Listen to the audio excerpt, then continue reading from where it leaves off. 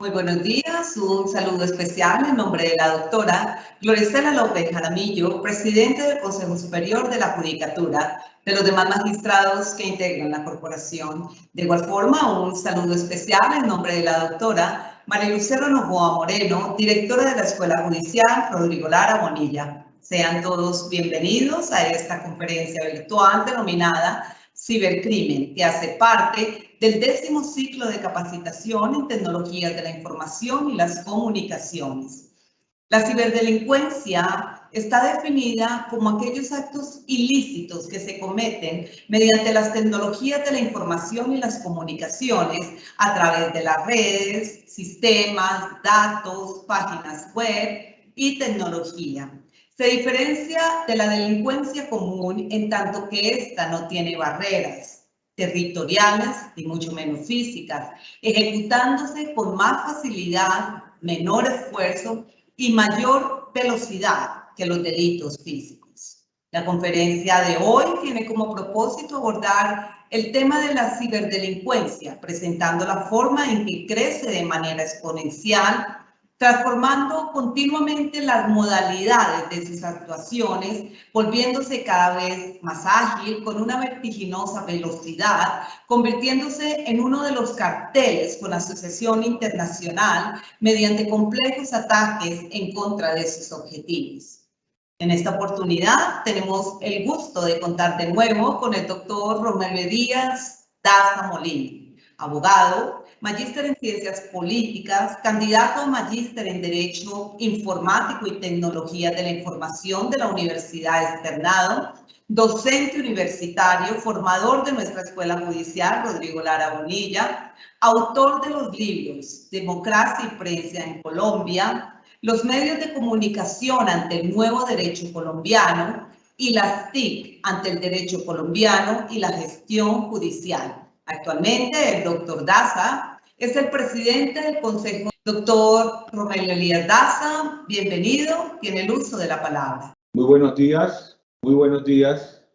Un saludo especial para la directora de la Escuela Judicial, la doctora María Lucero. Al mismo tiempo, agradecerle al Consejo Superior de la Judicatura, a través de su Escuela Judicial, la invitación que me ha hecho para participar en este conversatorio, en especial a su presidenta, la doctora Gloria Estela López Jaramillo. La ciberdelincuencia es un fenómeno que ha aflorado a través de la aparición de la tecnología y es una modalidad que ha permitido la aparición de los delitos informáticos.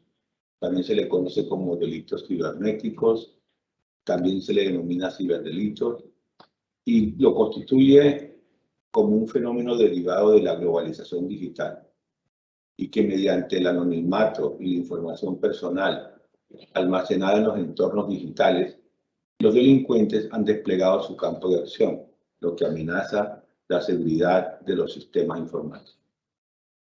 La ciberdelincuencia crece de una manera exponencial, transformándose continuamente en unas nuevas modalidades de actuaciones delincuenciales, volviéndose cada vez más ágiles, con una vertiginosa velocidad, convirtiéndose en unos carteles con asociación internacional, donde no tiene denominación ni ubicación geográfica, mediante complejos ataques en contra de sus objetivos. Su ocurrencia ocasiona una perplejidad y zozobra en la sociedad. Mantienen apuros a la administración de justicia ante el crecimiento acelerado de las continuas y emergentes modalidades.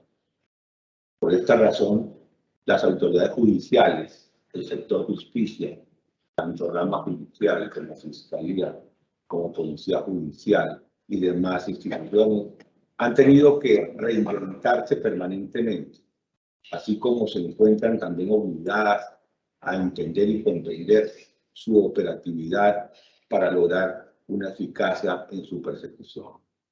En Colombia, las autoridades advirtieron el crecimiento exponencial en la pandemia en un 650%, debido a que muchas personas, lo que demuestra la reacomodación de la delincuencia, pasando del delito presencial al delito digital, mediante los distintos modus operandi, siendo el sector bancario, el sector financiero y sus usuarios los más afectados, así como también las personas en su honra y en su buen nombre, mediante el acceso abusivo a sistemas informativos, como violación de datos personales, la vulneración de la vía data y el hurto por medios informáticos. A continuación, vamos a presentarles a ustedes un video, una muestra digital que nos permite ilustrarnos sobre lo que ha sido el delito informático, el abuso de los medios, de los sistemas informáticos en Colombia. Este tutorial de TIC Confío nos ilustra precisamente sobre los riesgos que enfrentamos en la sociedad con ocasión de la aparición de este sistema delincuencial a través de las telecomunicaciones.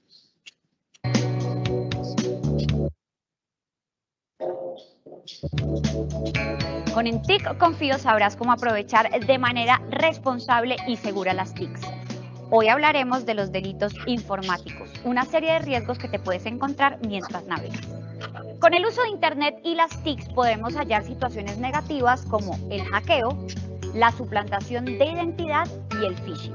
Conocer los peligros en la red es una manera de evitarlos. Identifica los más comunes. Hackeo. Cuando alguien ingresa de manera ilegal a un computador o a una página para robar información, suplantar identidades o beneficiarse económicamente. Suplantación de identidad. Cuando alguien ingresa ilegalmente a un correo o red social para hacerse pasar por su dueño, robando información y enviando mensajes a su nombre. Phishing.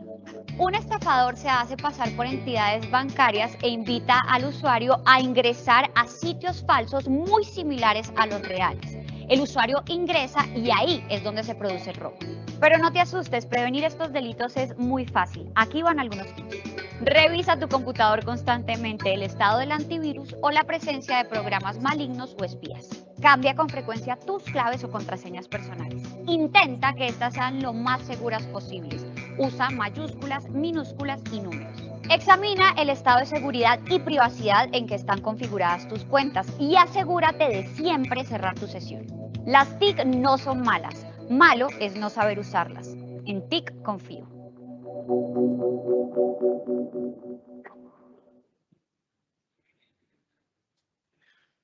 Tenemos otro video que nos permite ilustrar unos tipos penales que en Colombia aún están sin definir en la legislación penal colombiana. Y estos casos han conllevado a la impunidad. Por eso, tanto por parte de la Fiscalía como de la rama judicial, tienen que ubicarlo de una manera apretada en una tipicidad y lo han denominado como injuria y calumnia. Pero realmente esta es una modalidad delictiva que se ha denominado sexting de manera universal. Y esto lo constituyen sofisticadas formas de la ciberdelincuencia que generan una dificultad para la rama judicial y para la imputación por parte de la Fiscalía para sancionar penalmente este tipo de delitos que frecuentemente ocurren. Muchas personas practican el sexting, afectando la honra y el buen nombre, pero realmente no saben a veces, no tienen conciencia de que están incurriendo en un tipo penal que puede ser castigado por la legislación colombiana. Entonces lo dejo con eso.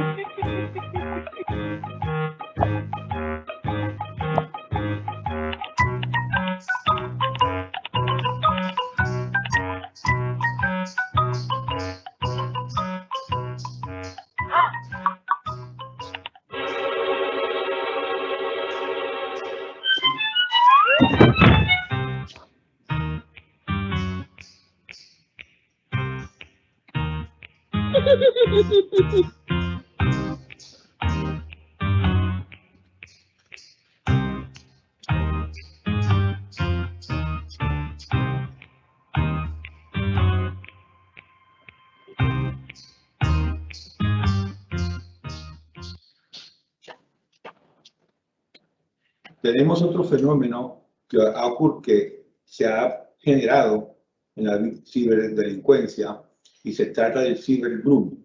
El cibergrooming no está tipificado en la legislación colombiana.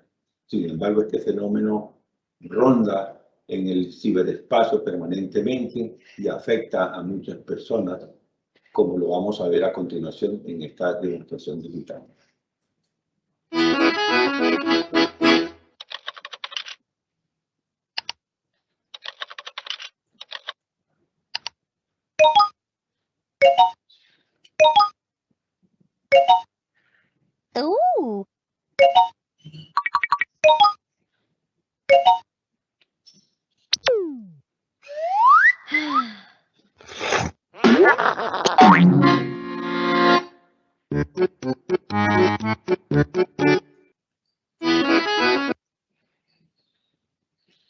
Entonces, nos encontramos con diversos tipos de actores en la ciberdelincuencia y aflora el hacker. El hacker es aquel que incursiona abusivamente en los sistemas informáticos. El cracker es aquel que incursiona remotamente para destruir datos, denegar servicios y causar daño. El phreaker burla la protección de las redes públicas y corporativas telefónicas. El lamer es aquel que vulnera los sitios web cuyo conocimiento lo obtienen de los expertos. Los gurús son los maestros de futuros hackers. Los bucaneros son los expendedores de productos hackeados. Los newbies, novatos que empiezan a partir de una web basada en hackers. Los trustee obtienen información secreta o privada revisando basura informática. Aquí tenemos un video que demuestra la existencia de otro fenómeno que a veces es desconocido por muchas personas y se llama el Internet profundo. El Internet profundo es aquel sitio donde muchas personas ingresan y no saben las consecuencias que pueden tener en su perjuicio. El Internet profundo es aquel sitio donde se vende, se expende armas, drogas, se venden niños, se venden personas, se venden también órganos humanos, se venden toda clase de situaciones ilícitas. Y es un sitio usualmente peligroso donde no se le recomienda a las personas que ingresen a ese Internet profundo. Vamos a ver una ilustración de la existencia de ese peligroso Internet. Hoy en día todo lo buscamos por Google, y cuando decimos todo, es todo. Pero aún así hay vida más allá del buscador y también de su principal navegador, Google Chrome. De hecho, se dice que más del 90% de Internet no es accesible a través de los buscadores convencionales. Y este Internet desconocido para gran parte del mundo se conoce como la Deep Web, o lo que es lo mismo, el Internet profundo. Estamos hablando de páginas que Google no puede indexar y que ofrecen todo tipo de contenidos y servicios, ya no solo de dudosa moralidad, sino más bien ilegales en el sentido estricto de la palabra. Seguramente os estaréis preguntando a qué tipo de contenidos y servicios nos estamos refiriendo. Pues básicamente a todos aquellos que os podéis imaginar y mucho más. Enlaces de pornografía infantil y de cualquier otra categoría. Vídeos snuff, compraventa de drogas, armas y productos robados, falsificación de billetes, lavado de bitcoins, asesinatos a sueldo, secuestros, hackeos. El lado humano más oscuro está en la Deep Web. Pero por otro lado, y si hacemos honor a la verdad, no todo son actividades delictivas en el Internet profundo, ya que gran parte de ese 90% que no encontramos con Google son simplemente páginas normales y corrientes que no pueden ser indexadas por las arañas de los buscadores.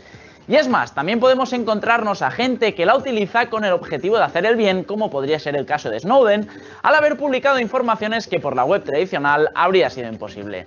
Por lo tanto, nos referimos al lado oscuro de la red con el término de Darknet. Y sabiendo esto, es importante no confundir la Deep Web, que es el conjunto de páginas que Google y otros buscadores no indexan, con la Darknet, que hace referencia a todas aquellas páginas que contienen este tipo de contenido ilegal. Bien, y ahora que ya sabemos lo que es la Deep Web, hablemos de cómo funciona.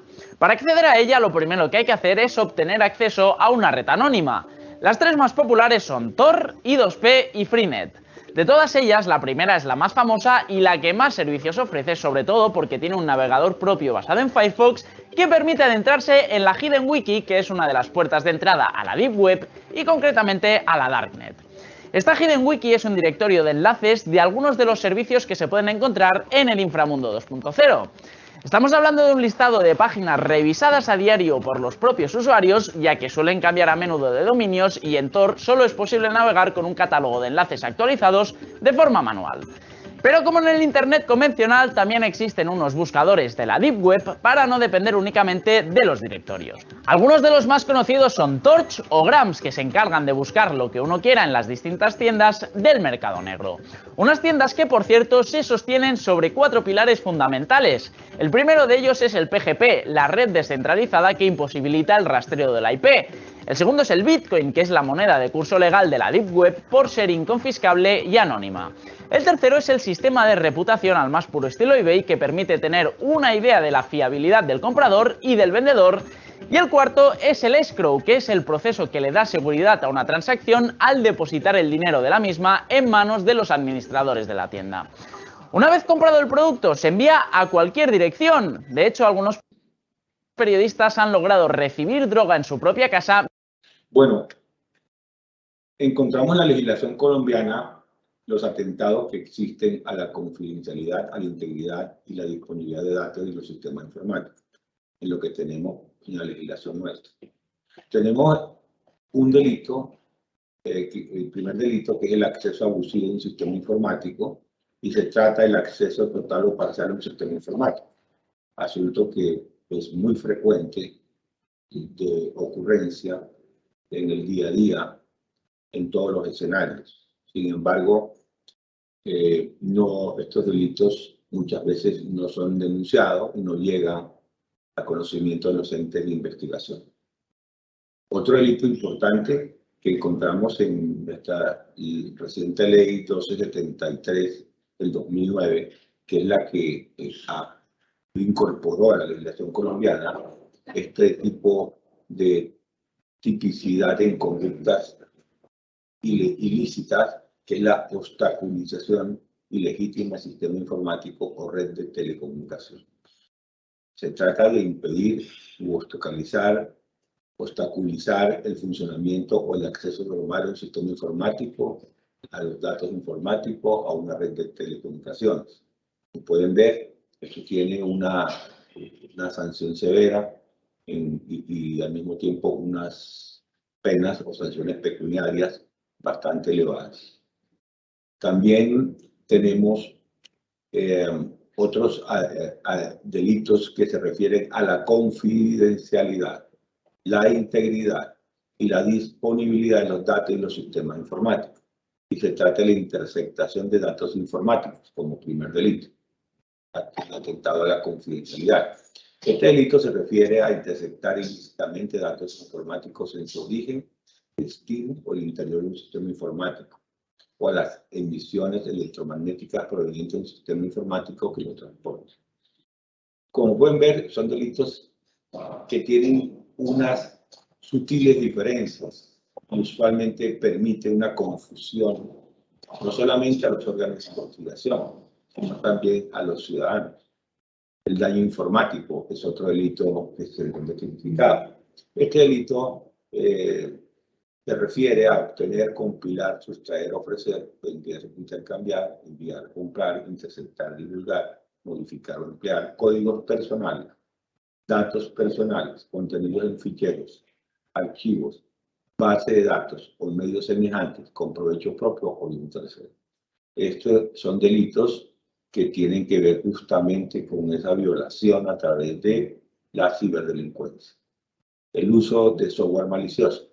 Se trata de la producción, tráfico, adquisición, distribución, venta, envío, introducción y extracción de un software malicioso u otros programas de computación de efectos dañinos, que usualmente ocurren con la sustracción de información por parte de las entidades públicas y privadas, de las empresas donde secuestran la información y luego se pide recompensa, como algunas veces, muchas veces ha ocurrido. Violación de datos personales. Es aquel que se refiere a obtener, compilar, sustraer o ofrecer, vender, intercambiar, enviar, comprar, interceptar, divulgar, modificar o emplear códigos personales, datos personales contenidos en ficheros, archivos, bases de datos o medios semejantes para un provecho propio o de un tercero. La suplantación de sitios web para capturar datos personales. Se trata de diseñar, desarrollar, traficar, vender, ejecutar, programar y enviar páginas electrónicas o enlaces o ventas emergentes con el objeto ilícito y sin estar facultado para ello. Igualmente también ocurre esta suplantación de sitios web para capturar datos personales, el que ocurre cuando se modifica el sistema de resolución de nombres de dominio para entrar al usuario a una IP diferente en la creencia de que accede a su banco o a un sitio personal o de confianza. Esto es lo que se le conoce en el mundo de la delincuencia como el phishing. El phishing, que se engaña a la persona, se le informa que sus productos se encuentran inactivos, entonces le pide a la persona a su correo o a su WhatsApp incorporar unos datos básicos y a través de ello es cuando justamente acceden a todo el sistema financiero de la persona y es cuando no solamente roban datos, sino que al mismo tiempo hacen un traslado ilícito de dinero de sus cuentas bancarias. El hurto por medios informáticos y semejantes, muy parecido al anterior, pero tiene sus diferencias. Se trata de la manipulación del sistema informático, que es una red de sistema electrónico, telemático u otros medios semejantes, o suplantando un usuario ante el sistema de autenticación o autorización establecido, superando las medidas de seguridad. La utilización ilícita de redes de comunicación. Se trata de poseer o hacer uso de equipos terminales de redes de comunicación de cualquier medio electrónico diseñado o adaptado para emitir o recibir señales con fines ilícitos.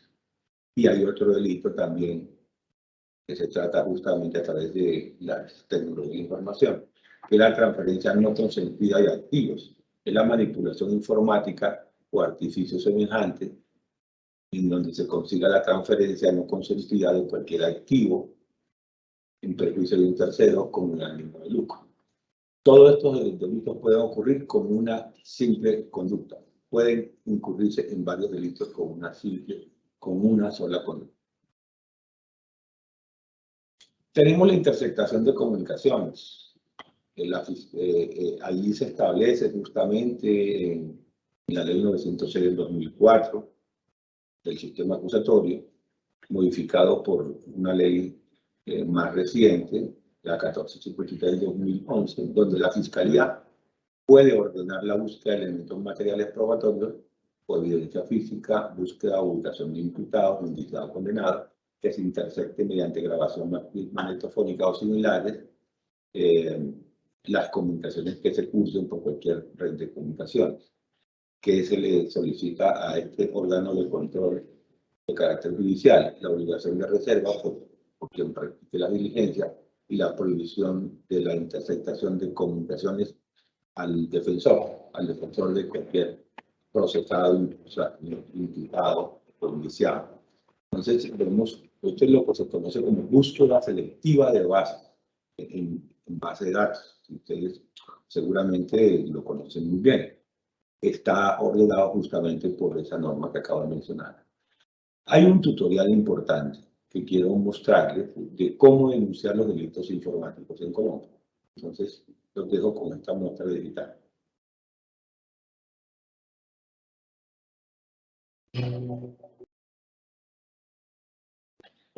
Esta es una ilustración justamente que se le hace a la ciudadanía pues, para que sea consciente de los riesgos que se corren a través de los manejos de las tecnologías de información. La manipulación de los elementos materiales de los equipos móviles terminales.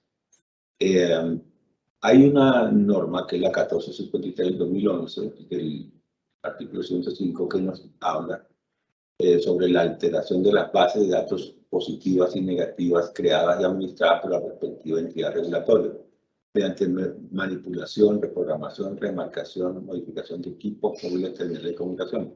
¿Esto qué quiere decir? Lo que ocurre en muchos centros comerciales de tecnología, donde las personas manipulan y alteran lo que nosotros conocemos equipos móviles terminales, lo que conocemos coloquialmente como celular. Resulta que eso es un delito. Manipular estos equipos, manipular justamente la remarcación, la reprogramación o modificar internamente un equipo móvil terminal. Hemos visto que la policía ha hecho muchos operativos en estos centros donde se suspenden equipos móviles terminales, celulares, y ha encontrado justamente que con fines a veces lícitos, otras veces para fines ilícitos, donde se modifican estos equipos móviles celulares y que usualmente ocurren con equipos que son hurtados. Se han expedido muchas normas para tratar de frenar el robo de teléfonos celulares, pero realmente no ha arrojado los fines de control que ha querido la legislación colombiana.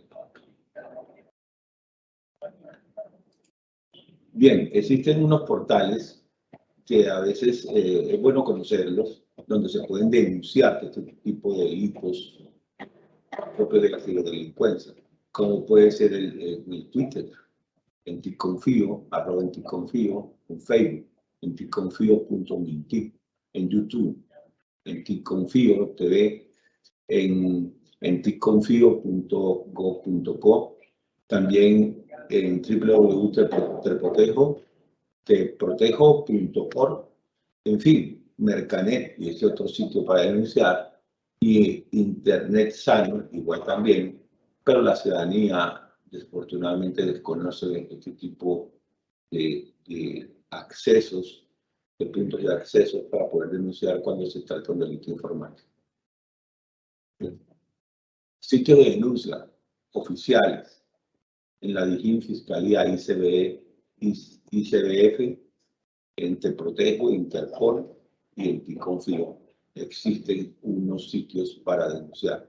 Ahora la Fiscalía ha creado CAE virtual, donde no solamente se denuncian estos tipos de delitos, sino que cualquier tipo de otro delito pueden también acudir al ciudadano para denunciar un hecho ilícito. En materia de derechos de autor, ¿qué pasa?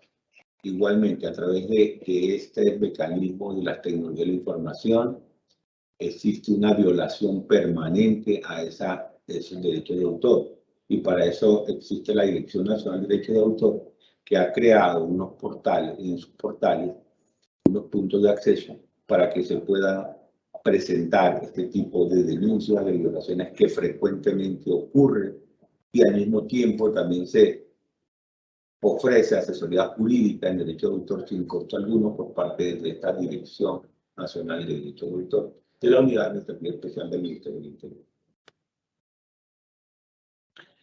Hay un instrumento global del cibercrimen. Por ejemplo, el E-Crimen Project, que se refirió al impacto económico del cibercrimen que está ocurriendo en la Unión Europea. Ahí se presentó ese balance en el año de lo que ha ocurrido, viene ocurriendo del 2014 al 2017. Igualmente existe el Darknet, que son mercados ilegales. Y esos mercados ilegales ponen en vilo a las autoridades judiciales porque resultan ser, a través del Internet profundo, muy difícil de controlar. En la Convención de Budapest, en el año 2001, se suscribió el Tratado Internacional de Armonización Normativa del Cibercrimen. ¿Por qué? Porque este tipo de legislaciones tienen que ser leyes tipo, leyes universales. No puede haber una legislación en un país y otro diferente, o con la misma cobertura, o con los mismos tipos penales, porque igualmente el crimen no tiene territorio. El crimen no tiene una geografía determinada. El cibercrimen es global. Entonces, para ello se creó la ITU, que es la Unión Internacional de Comunicaciones, que publicó una guía para los países en desarrollo. Al respecto, reseñó que la clasificación y estableció que no era totalmente coherente, dado que no se basa en un solo criterio para diferenciar las categorías. Lo que ocurre que la tipificación de un país a otro difiere cuando realmente debe ser única, debe ser de un mismo tipo y debe ser universal. Entonces tenemos los fenómenos cibercrimen. Respecto al robo de la identidad, como lo estableció la OCDE, la Organización para la Cooperación y Desarrollo Económico, dentro de los cuales podemos encontrar las estafas en línea, que es la obtención de información financiera por medio fraudulento o mediante engaño. El phishing, como lo mencionamos, en la legislación orgánica establecida, es cuando los delincuentes logran modificar el fichero de archivo que resuelve los nombres de dominio, contaminando el sistema de nombres de dominio, el cual está encargado de enrutar la navegación de una forma correcta hacia páginas web que el usuario ha solicitado acceder. Entonces tenemos allí, hay un atacante, hay un router y hay una página web falsa, donde la persona el usuario es enviado de manera equívoca. Entonces encontramos esa página web donde la persona es remitida, suministra la información de cuando ocurre el fenómeno de la estafa en línea o el phishing. Entonces, en los fenómenos cibercrimen encontramos esto, que aún no se encuentran tipificados en Colombia. El shareware son anuncios mediante correo electrónico o ventanas emergentes de falsas amenazas de seguridad informática de posibles contagios del malware, descargando programas supuestamente para la protección, cuando en realidad lo que se instala es un programa malicioso, generalmente asociado al spyware o software, que es un espía que captura información sensible de los usuarios. El spoofing mail, que es la suplantación de un ejecutivo, cliente o proveedor. El skimming, el dispositivo electrónico utilizado para el copiado fraudulento de la información contenida en la banda magnética de tarjetas de crédito y débito. También viene la suplantación de la información a través de medios electrónicos. ¿Cómo ocurre? Cuando la IP o el spoofing o suplantación de la dirección IP de la víctima o atacante, en el caso, el mail spoofing, o la suplantación de la cuenta de correo de la víctima o atacante. También encontramos el ARP, que es el spoofing que se da asociado al MAC address del atacante con la IP para desviar los paquetes de información hacia el nodo del intruso y no el destino original real. Entonces ahí es cuando viene justamente la suplantación de la información y justamente viene el fraude para la otra. Fenómeno cibercrimen. Tenemos la ciberextorsión, que es la exigencia económica impidiendo y atacando el acceso a la información de la empresa, generando una denegación de servicio, una manipulación del sitio web. Entonces se le conoce como la ciberextorsión. Fíjense cómo está ahí demostrado en la presentación, que son los consejos ante la ciberextorsión. Hay que instalar un buen antivirus. Se sugiere no descargar archivos innecesarios o de páginas desconocidas, no navegar en sitios desconocidos, evitar dar información personal a cualquiera. Cuando uno a veces de manera ingenua accede innecesariamente, es preferible la abstenencia cuando no se tiene seguridad. Hay otro fenómeno que es el ransomware o software de rescate.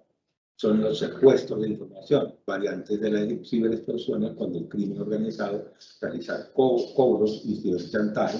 Tal vez el más conocido ha sido el del grupo DD4DC o denegación de servicios por códigos. Entonces fíjense que el ransomware es muy frecuente. Cuando entonces a las empresas, muchas empresas, y usualmente ocurre por personas ubicadas en la cortina de hierro, como se le llama, donde secuestra, por ejemplo, en Colombia ha pasado frecuentemente, le secuestran a una empresa toda su información y tiene que pagar un rescate para que le eche de vuelta, o si no, pierde todo lo que requiere para el funcionamiento de las empresas. El espionaje industrial se puede presentar en diversas formas, entre ellas cuando una empresa rival accede a la información confidencial para obtener resultados positivos, o para acceder a obtener ganancias financieras al conocer precios y ofertas de sus empresas rivales, o en casos de posibles fusiones, generalmente se utilizan personas dentro de las mismas compañías. Entonces, así ocurre ese industrial espionaje. Otro fenómeno que ocurre es el robo de la propiedad intelectual, el apoderamiento de ideas, diseños, especificaciones del producto, de secretos comerciales, de información sobre metodologías que a la postre deterioran la ventaja competitiva o incluso ventajas operacionales o tecnológicas por cibercriminales, generalmente patrocinados por empresas rivales o de estados interesados en obtener esa información.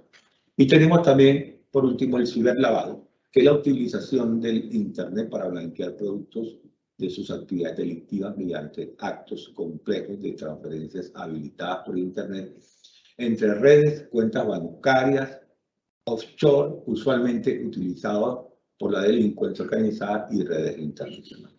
Pero como puede ver usted, el fenómeno del cibercrimen es un fenómeno absolutamente creciente de una manera exponencial, donde nunca vamos a llegar a conocer todos estos tipos de fenómenos porque siempre, cada vez, aparecen de una manera disruptiva de uno y otro y otro. Muchas gracias a la Escuela Judicial, gracias a todas las personas que se han conectado para ver esta corta presentación frente a este fenómeno creciente que se da de una ocupación de la justicia, no solamente colombiana, sino universal, y le doy paso pues, a la doctora Mónica Alexandra Cuellar. Muchísimas gracias, doctor Daza, y vamos al fragmento de preguntas de este tema tan interesante. La primera, doctor Daza. ¿La legislación penal colombiana tipifica todos los delitos informáticos? La legislación penal colombiana no tiene tipificado todos estos fenómenos delictivos que vienen ocurriendo en Colombia. Entonces, la Fiscalía, cuando trata de ubicar típicamente una determinada conducta, le resulta difícil que al mismo tiempo a los jueces también les resulta difícil esa ubicación de la conducta que, sabiendo que es ilícita, a veces tiene que buscar una tipificación semejante para poder darle curso a las solicitudes que hace el órgano de investigación ante los jueces. Entonces, creo que la justicia penal colombiana está corta y está en mora de tipificar muchos delitos que, como lo vimos, no se encuentran ahí establecidos, y es cuando viene, desafortunadamente, el fenómeno de la impunidad o de la insatisfacción del usuario cuando ve que sus causas y sus denuncias no han tenido éxitos ante el trámite judicial. Siguiente pregunta, doctor. ¿Cuáles son las causas de los delitos informáticos? Bueno, primero es justamente la reinvención que hace la delincuencia, como pasó en la pandemia, que hace la delincuencia para utilizar ese fenómeno que es de la tecnología de la información, para utilizarlo para afectar la vida, honra y bienes de muchas personas. Y la otra de las causas es que existe mucha desinformación. No existe una pedagogía, o por lo menos se puede decir que hay un desconocimiento de los ciudadanos frente a la prevención que debe tener, el cuidado que debe tener cuando utiliza estos medios digitales. Entonces el ciudadano incauto usualmente cae en estos fraudes, en estos delitos, o justamente en el ataque a su honra, a su buen nombre, porque de todas maneras él debió haber tenido esa prevención, pero realmente no tuvo por lo menos la información suficiente para que se previniera frente a estos fenómenos de ciberdelincuencia. Doctor, ¿la Administración de Justicia y las autoridades de policía judicial en Colombia se encuentran suficientemente preparadas para abordar estos casos de cibercriminalidad? Totalmente no. La verdad que falta mucha pedagogía para con los jueces, los empleados, la policía judicial, el sector de justicia en general, la fiscalía. Aun cuando sí la fiscalía ha avanzado bastante porque tiene una unidad creada de delitos informáticos. Pero cuando van ante los jueces, a veces la autoridad judicial no entiende de qué se le está planteando. Entonces creo que sí hay que hacer un trabajo por parte de la rama judicial de pedagogía a la administración de justicia para que tengan pleno conocimiento cómo es el funcionamiento de estos delincuentes a través de los medios informáticos y comprendan y entiendan cómo es y realmente qué es el caso que se está poniendo en su conocimiento. Recientemente la Fiscalía hizo un muy buen trabajo en un delito, en un cartel de delincuentes que se encargaban de suplantar identidad. Me disculpan que me refiera personalmente a mí, yo fui justamente, mi perfil fue suplantado y fue estafado una cantidad de personas y la Fiscalía hizo un trabajo admirable de investigación judicial desde Bogotá y Villavicencio, y de esas personas hay 7 personas justamente en la cárcel de alta seguridad acá, que fueron capturados en Bogotá y traídos a Villavicencio, justamente que se encontraron responsables de haber estafado con mi perfil justamente a muchas personas conocidas por mí desde mi WhatsApp. Entonces fíjese que hay que reconocer que la justicia ha avanzado. Y la verdad, le dije a la Fiscalía que me quitaba el sombrero de ver cómo tuvieron en 6 meses un trabajo fuerte de investigación que permitió capturar este perfil del cartel denominado Los Falsos. Están todos presos justamente acá. Entonces, la justicia hay que reconocerle que ha venido avanzando, pero falta mucho más. Yo pienso que falta mucho más porque los jueces tienen que entender el fenómeno tecnológico. Y si no se entiende el fenómeno tecnológico, difícilmente se podrá avanzar en el proceso judicial. Entonces, nos falta mucho por entender. Creo que la pedagogía va a ser importante en este tema hacia el futuro por parte de la escuela judicial y por parte de las universidades en lo que tiene que ver con las facultades de derecho para poder comprender mejor este fenómeno delictivo que cada vez avanza mucho más. Y ya vamos con un crecimiento de un 650% de la criminalidad que ocurrió con el fenómeno de la pandemia. Doctor, hay unas preguntas que tenemos aquí en el chat y dice un servidor: siempre he tenido la curiosidad de saber por qué en Colombia es tan fácil el acceso a la piratería digital, cuando en este país las autoridades son conscientes de ello. ¿Qué opinión tiene, doctor? Sí, claro. Justamente por eso, hay una facilidad del delincuente. El delincuente se ha traspolado ya no al delito físico o presencial, sino al delito digital. Y ha visto que existe mucha debilidad en los órganos de investigación de este fenómeno delictivo, por un lado. Y por otro lado, también ocurre que las personas no denuncian. Las personas son estafadas.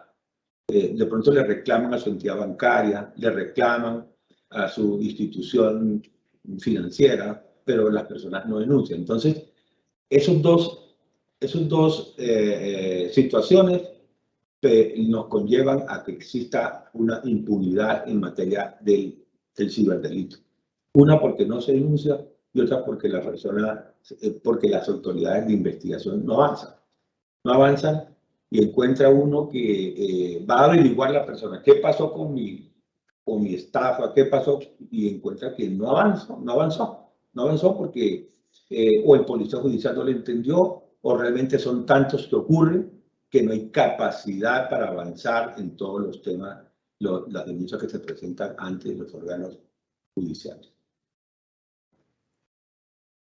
Un agradecimiento muy especial al doctor Romero Elías Daza Molina por su excelente explicación sobre este tema, el cibercrimen, la ciberdelincuencia, precisamente estos delitos informáticos, Y todos estos temas que con la utilización de las tecnologías, de la información y las comunicaciones, se llevan a cabo mediante ataques, como usted bien lo ha dicho, doctor, cibernéticos, en contra de las instituciones estatales, de empresas, personas en general, y esto constituye un fenómeno permanente y cotidiano que ha generado importantes daños económicos, a la propiedad intelectual, a la honra, al buen nombre, por lo que configura un peligro real para las víctimas a nivel global.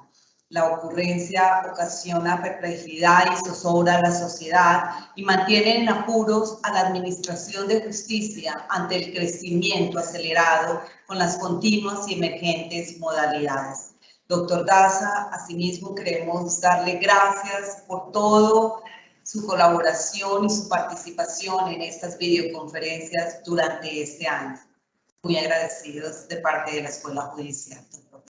Damos gracias también a los servidores y servidoras judiciales y a todas las personas que actúan en el sector justicia que se interesaron en esta conferencia virtual. Muchísimas gracias, doctor Daza. De nuevo nuestros agradecimientos. Una feliz tarde para todos.